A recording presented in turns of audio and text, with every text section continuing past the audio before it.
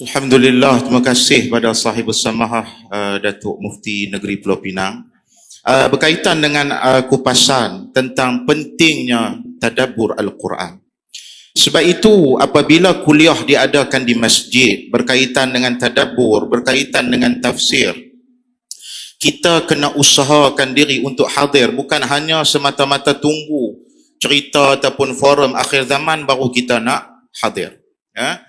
Sebab kalau tadi sahibus samahah ada menyebutkan tentang kaifa nata'amal ma'al Quran, Dr. Salah Abdul Fattah Al-Khalidi ada menulis satu kitab yang bagus untuk ni anak-anak muda yang ada kemampuan untuk membaca supaya melihat kitab ini. Supaya kita dalam nak memahami Al-Quran ini, kita memahami dalam laras yang betul. Saya teringat dalam pada kita berforum pada malam ni, Al-Imam Nawawi rahimahullahu ta'ala ada pernah menyebutkan, kata dia, yanbaghi alla yatakallama bihadhil ahadith illa bi'ilmi wala yujzamu bita'yini syai'in minha. Dia antara orang yang agak kerah Nawawi dalam masalah ni, iaitu dalam menafsirkan nas sama ada daripada Al-Quran ataupun daripada hadis Nabi sallallahu alaihi wasallam tentang simply orang pikait dengan kiamat ni. So dalam pusingan yang kedua ni, sahibus samahah Profesor Datuk Arif Perkasa Dr. Muhammad Asri Zainal Abidin, saya nak ajukan soalan berkaitan dengan kedudukan. Bagaimanakah Datuk sebagai panduan kepada para penuntut ilmu ni macam kami ni untuk menjadikan satu panduan untuk kita berinteraksi dengan riwayat-riwayat berkaitan dengan fitan wal malahib. Sebab kadang-kadang riwayat itu bercampur antara riwayat yang sahih dan juga riwayat yang palsu. Kalau orang yang mempelajari bidang tu barangkali dia ada asas, tapi bagi orang awam, bagaimanakah caranya, Datuk? Dipersilakan.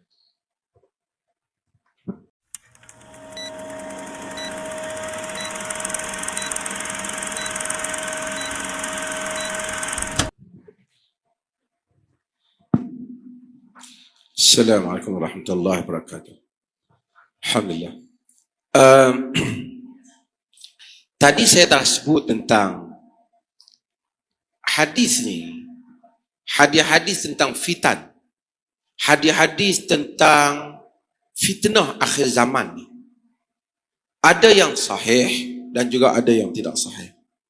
Ada yang dhaif dan ada juga yang palsu.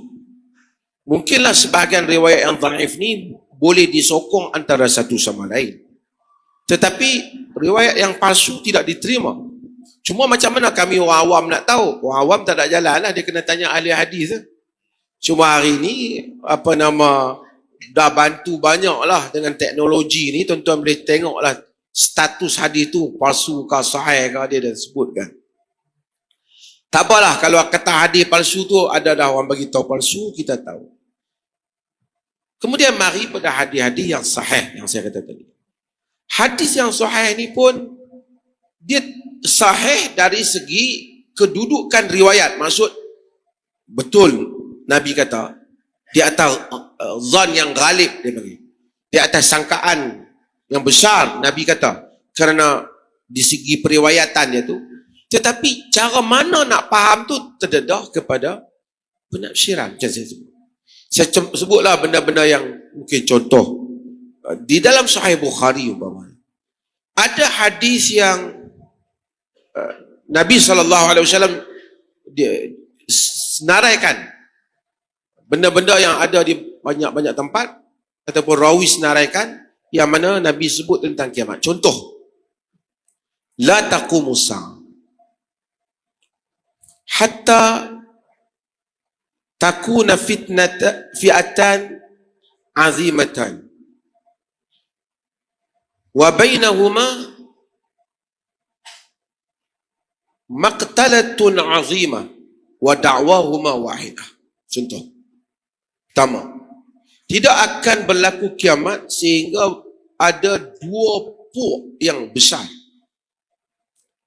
Dan di antara dua puak ini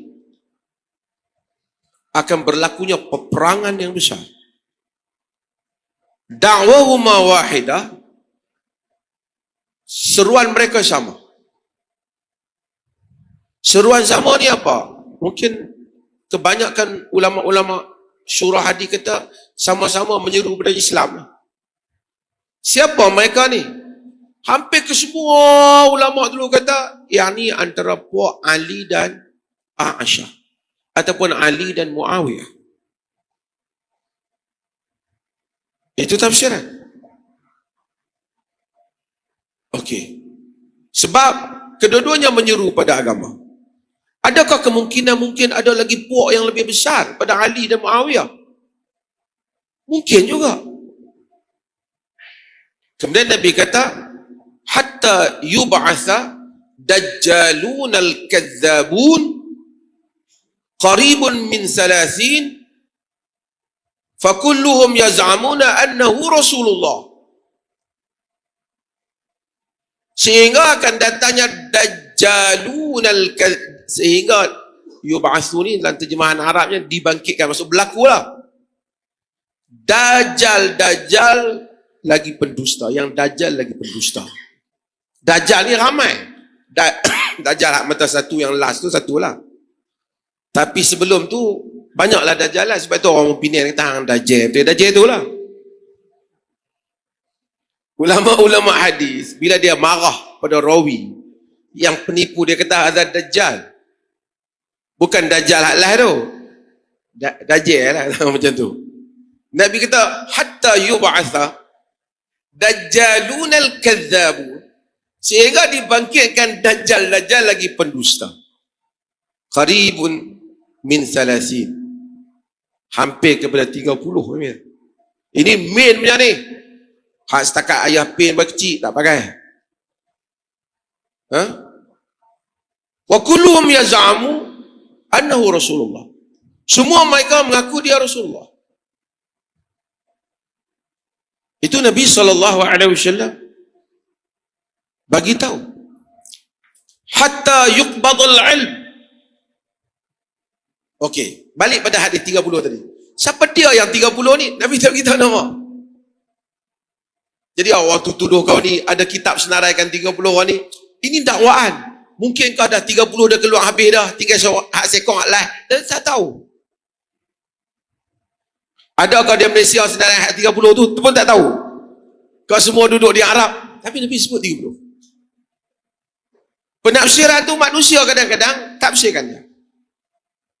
Contohlah. Wa yuqbadul ilm sama juga. Diangkat ilmu. Dipegang balik ilmu. Dalam hadis lain bimautatil ulama, dengan matinya para ulama. Adakah zaman ni kalau kita tengok, saya rasa kalau saya tengok Syekh Aiman Suaid tu, dia kata zaman ni paling makmur sekali dia tengok orang hafal Quran. Merata orang hafal Quran. Institut Quran. Jadi kalau tengok pada orang hafal Quran, muncul juga ramai tokoh-tokoh ilmuwan, karya-karya agama banyak. Wa yuqbadul ilm tu nak dikatakan zaman ni susah juga. Ilmu masih banyak. Sebab tu macam belum akhir zaman. Tapi setiap zaman bila datang, orang kata ni zaman kita ni. Kerana dia hanya tengok pada zaman dia. Wa taksura al-zalazil, Nabi kata. Dan akan banyaknya gempa bumi. Bila main tsunami, yang ni. Tapi kita tak tahu. Nabi kata banyak. Banyak for what extent? Sampai ke tahap mana? Yang kata banyak tu. Nabi hadis tu tak sebut. Wa yataqarraba az-zaman, dan zaman menjadi dekat. Contoh tengok, ulama dulu, saya bila bab ni saya selalu panjang sikit, tapi saya tuan-tuan pernah dengar saya urai pernah ni. The time is accelerated, shortened. Time accelerated, shortened. Zaman menjadi pendek. Dulu ulama-ulama fiqh, ulama-ulama syarah hadis dulu kata hilangnya berkat. Lepas pada tu bila zaman teknologi mula berkembang, orang ada kereta api, orang kata dekatnya zaman tu sebab naik kenderaan jadi pantas. Kalau dulu nak pergi Mekah sampai berapa sebulan, lah pergi 7 jam. Contoh. Tapi itu tafsiran. Tapi apabila tuan-tuan duduk dalam zaman ini, tuan-tuan akan tengok, zaman ini memang pendek. Ada hadis Nabi kata, Al-yawm, Al-jum'ah kal-yawm. Satu Jumaat macam dengan satu hari. Kita rasa baru saja masuk Jumaat pula. Baru saja masuk Ramadan, sudah nak mari raya haji dah. You can experience this. Kita akan rasa ni. Okay, satu sign. One of the signs. Salah satu daripada tandanya. Salah satu min asyratiha daripada tandanya. Tapi dia ada rangkaian yang tanda banyak lagi. Wa yaksurul haraj, dan akan banyaknya haraj. Ai al-qatl. Dalam sebagian riwayat, wa ma haraj ya Rasulullah. Al-qatl Nabi kata. Akan banyaknya al-haraj, iaitu bunuh.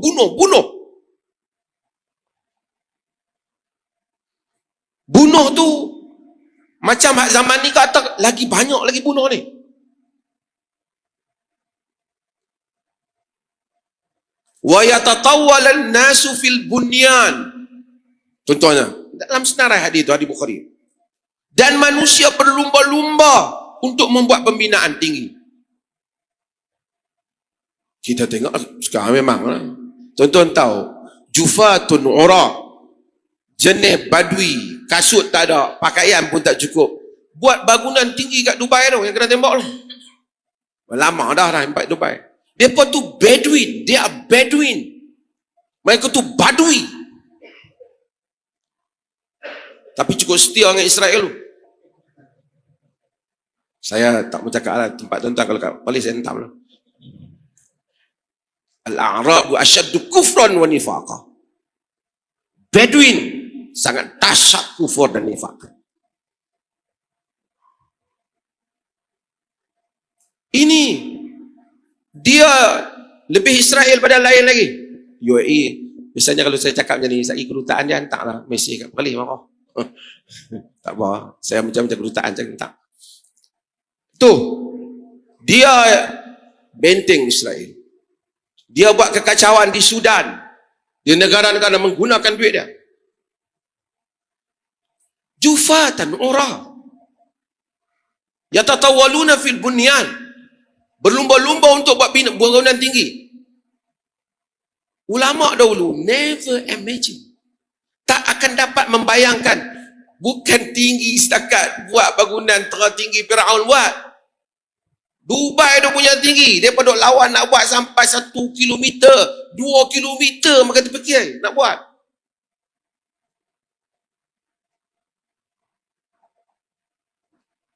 Nabi sebut berlaku. Ini semua tanda-tanda Nabi. Tapi itu bukan. Okey, sekarang saya tengok. Oh, Badui dah buat bangunan tinggi ya. So what? Biasa saya tak payah semayang. Kita jangan jadi di dalam satu ni grup konspirasi. Dia duk cari ya. Oh, perang mari dah. Kiamat dah nak mari. Minggu depan ke 2 minggu lagi tak pasti.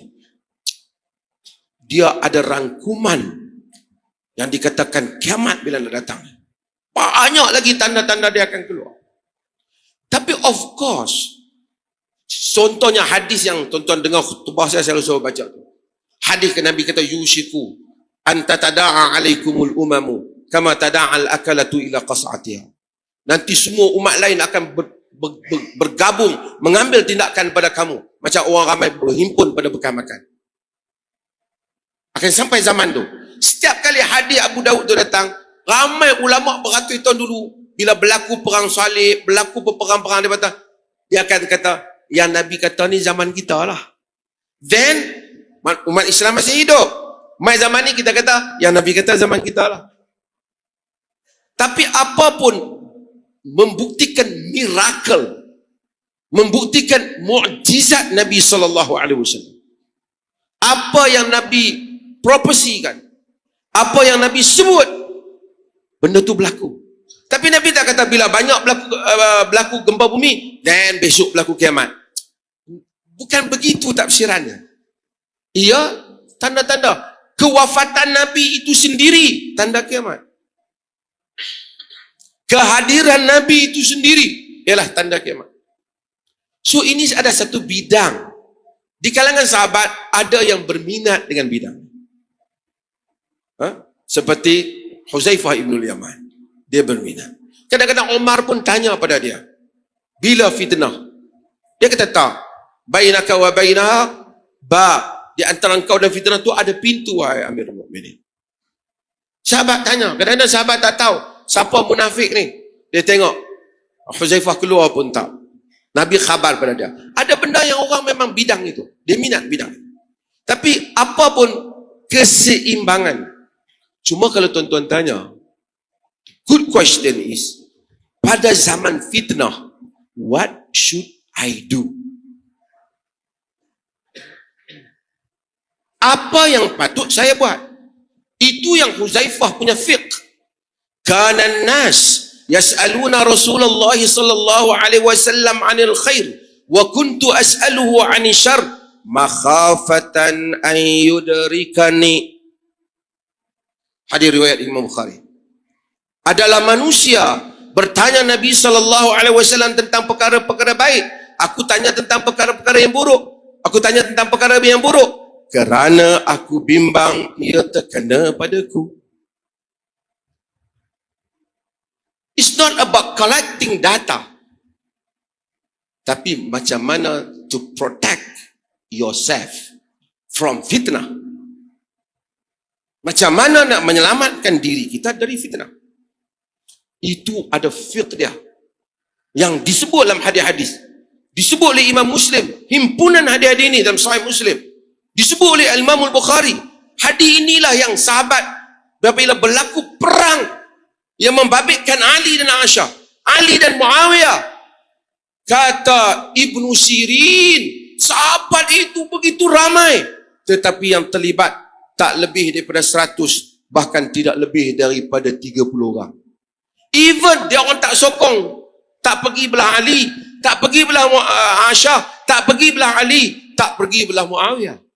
Pada Ali itu bukan sembarangan. Duduk belakang Sayyidina Ali, belakang tu imam pun rasa hebat dah. Ni belakang khalifah yang keempat. Nabi puji Muhammad bin Maslamah. Dia tidak terlibat dengan fitnah. Dia tak bersama Ali, tak bersama dengan juga dengan Muawiyah. Ada lebih kurang berapa sahabat yang terlibat. Maksudnya Muslim mesti tahu bila berlaku ombak fitnah, di mana kita meletakkan diri kita. Ini satu fiqh, satu fiqh, satu keilmuan, satu study yang perlu kita pelajari, yang diajar di dalam ilmu, di dalam hadis-hadis Nabi sallallahu alaihi wasallam.